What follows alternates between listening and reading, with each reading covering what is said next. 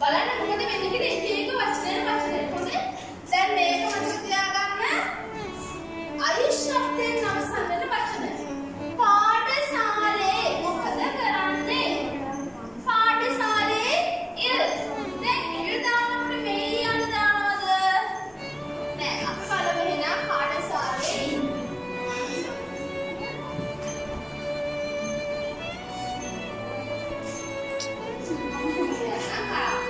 පාඨශාලේ ඔන්න කොහොමද කියන්නේ?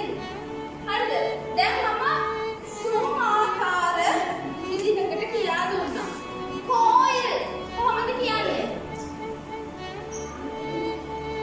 කෝවිලේදී කෝවිල් හරි. ලීඩු විටිල් කාඩු කාපිල් පුත්තහ පුත්තහත්තිල් වනත්තිල් පාඨශාලේ වහුප්පු